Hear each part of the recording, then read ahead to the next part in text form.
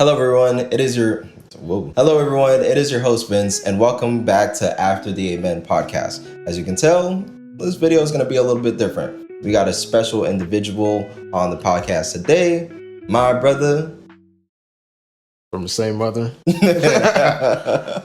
will be co-hosting with me today. In this particular video, we will be talking about a very interesting topic. The topic of the video is: why does it seem that good people tend to get hurt the most?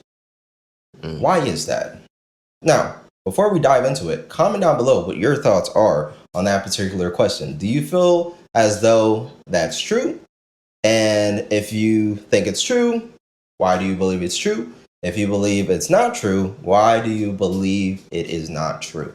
So, what are your initial thoughts about good people getting hurt the most? Or maybe we should just start about, why would a good person get hurt? What are some reasons that a good person would get hurt? Well, first, I think defining a good person is very important. Yeah. And I feel like it's really hard to define a good person because a good person can be seen in the eyes of different people differently. True. Honestly, like, what, Do you believe somebody that's seen as good from one person can also be seen as bad? Oh, for sure. Yeah. For sure. Why do you think that might be? What are some reasons you think that might be? Like I just said, like, the viewpoint of everybody's different, Yeah. different states, countries, continents, Cultures. cultures. For sure. The perception is a lot different. So Yeah. I honestly think it's impossible to define a good person, to be honest. I feel like I feel like there's good traits in people. Oh, that is a good word. Good traits. There's good traits in people. Yeah. But like a good person definitively is, yeah. can't really do that. So you would say it's more of a gray area than black and white. Yeah. Okay. For sure. Gotcha. That makes a lot of sense. I think traits is probably the main thing that we could focus on. Mm-hmm. Like, you can have good qualities, but you could be a terrible person. Yep. Yeah. And I think it's important to understand that a lot of people mix kindness with being good a lot. Yo, that's insane. It doesn't take a pure heart to do kindness. Like, some of the most evil people in the world could be kind. Yeah. I think people mix that up. So I feel like we got to separate kindness and goodness. And goodness. Oh, man. Which do you think is more important? Do you think it's more important to be good to people or to be kind? Because I would say kind. It's more important to be kind? Yeah. I agree. But I had a similar conversation with somebody else. Well, with Brother Neo, actually. And we were discussing the difference between nice and kind. Do you think there's more of a separation between the word nice and kind versus good and kind? Because I think nice is much more surface level. Like, you can do a nice act, a nice action, but if somebody says you're a kind person, I think that hits a lot different. I think that hits way different. A kind person sounds like more of a saint to me, like, since this is, a Christian podcast. Like, somebody that just really wants to be the best version of themselves that they possibly can. But genuinely, I think kindness is a lot more genuine versus niceness. Like, you can do a nice act, but doesn't mean that you're kind, though. Like, you're a kind person at heart. I think when you say somebody is kind, you genuinely believe that they have nice and good traits. Yeah. But somebody can present niceties, but at the end of the day, it might be a hollow, empty sort of gesture or action. So what do you think? So the question was that if I think there's more separation between, what was it again? Kind and nice. Kind and nice. Versus kind and good. Kind and good. Which do you think kind of seems like it matches up more? Like, nicety? I think nice and kind matches up more. I think there's more separation between the other two. For sure. Okay, gotcha. Because kindness and niceness seems like, it seems like much more of a similar sort of action. Right. Like, if you do an act of kindness versus an act of nicety, it seems very much similar. But when you're trying to define good, it seems like you can interpret good in many other ways. Yeah. Yeah, because what's good for one person may not be good for somebody else. And then you get into the conversation of overall good. Mhm. You know what I mean? Like, an action might benefit a couple of people, but negatively impact even more people. So it's like, is it a good action for some? But others would define it differently. But something that just is seen as nice or kind, I think is a lot more direct thing to define versus good. So, okay, a good person has positive traits. Mhm. So, what other positive traits do you think would help define a good person, a good individual? Mm. Someone that could be seen in that sort of way. That's hard. That's really hard. Yeah. I would say following God correctly. I would say that, but then it's like you got people that don't believe in religion. True. But so it's not necessarily a religious thing. Right. We can't say that good is directly correlated with religion necessarily. We can say that religion can benefit Yeah. someone being a good person, but yeah, you could have individuals that are completely detached from religion that are seen as good or emulate good traits. Yeah. But that's actually very interesting. So I would say that as a Christian, we have a moral guideline that we believe to be good. You know what I mean? Yeah. But individuals that are absent of religious beliefs, they have a moral guideline that's just not based on, may not be based on anything. You know what I mean? It might just be based on vibes or something. You know what I mean? Yeah. So I think that's where but it could be the same actions. It's just one is based on religion and the other may be based on, I don't know, science or something, or societal norms, Mhm. or their sense of ethics from their society, their surrounding, their culture, like we spoke of earlier. So, okay, I would say a good person, from my viewpoint, would be somebody of integrity, like somebody that does their best to keep their integrity intact. Somebody that doesn't just want you to believe they can be trusted, but it is genuinely putting in the effort to be able to be trusted or should be trusted. I think integrity is probably one of the most important characteristics. So would you say being not a kind person, a good person is being genuine? Yes, Okay. I would say so. I would say so. Mm. But then again, that's tough. That's actually tough because you can play the part. Yeah. Yeah, you can play the part for sure. So I think the question then it's like, can you take away their goodness from them if they're just playing the part? Can you take that away from them? Mm. It's crazy, right? Like, okay, for example, what if you're really rich, like a millionaire, billionaire, whatever the case is, Yeah. and you give money to charity but not because out of the kindness of your heart, but simply for, I don't know, a tax benefit or something. Mm. You know what I mean? It's not because, oh, I really care about this particular cause that the money is going towards, but simply because I know it's going to financially benefit me when it comes to my income, my taxes, you know? Mm. But can you still take that away from that person? But then that just kind of falls into being kind. There you go.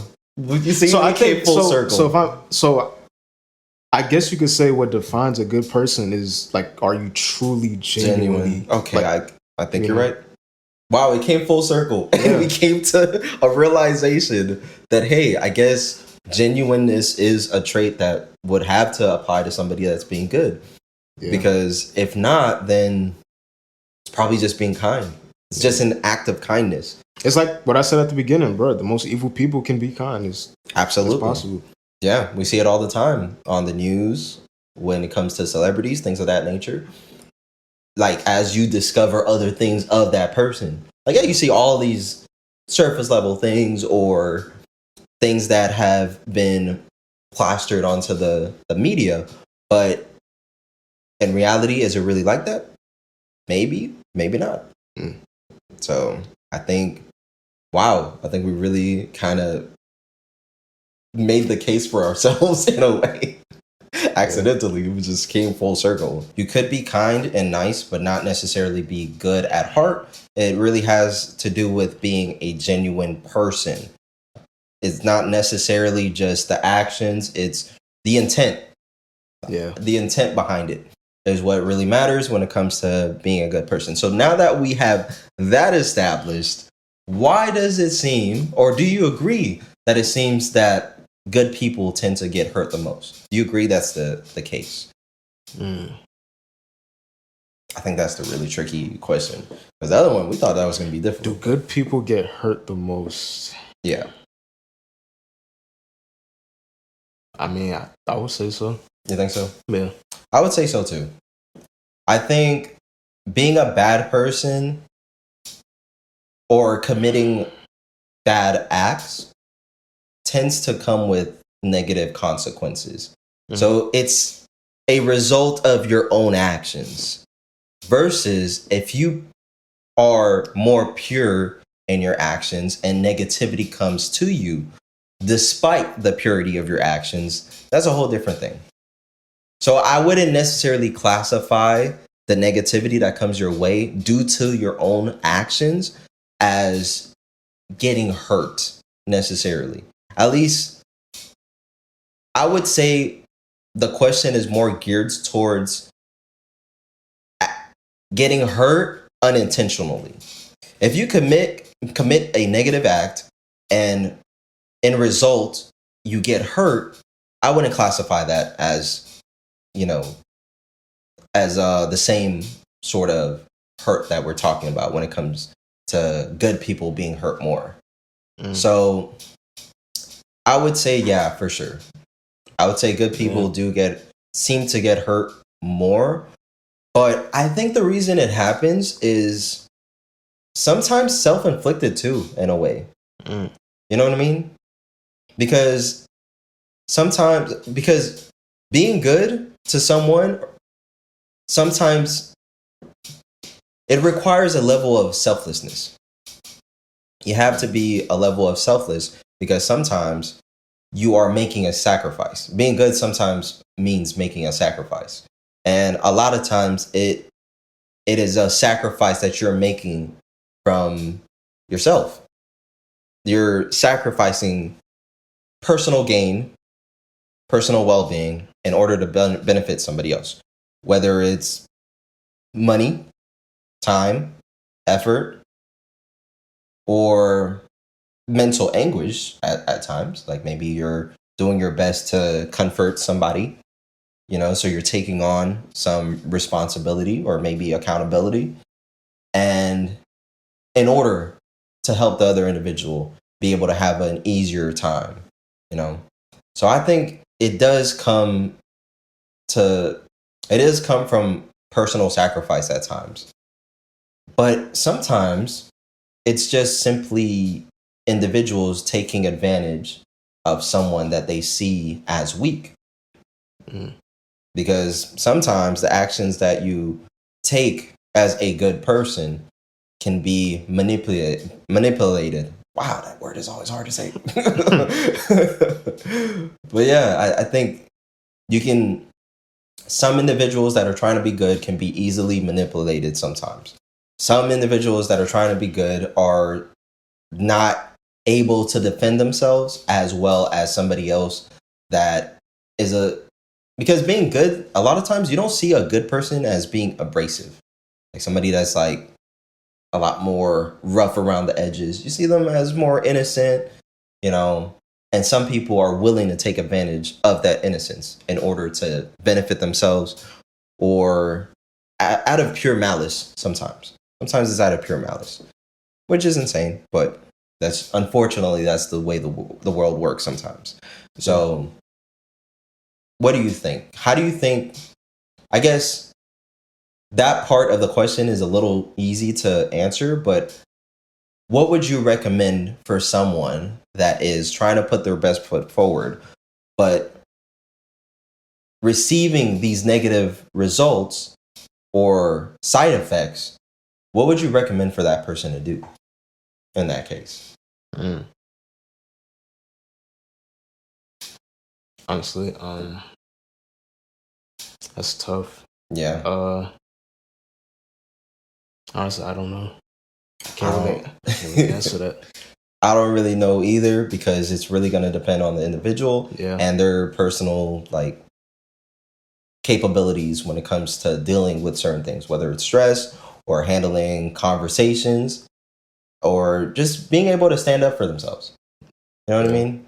Because a lot of times I do think it is a result of people trying to take advantage of someone that they see as weak, not because the person is doing anything negative or has harmed them, but simply they see something that they can take advantage of. So it's really gonna come down to what are you able to handle, you know? Because simply being good, which might mean nice or kind acts, it doesn't always benefit you as the person. And I always say, you can't really help somebody if you can't help yourself.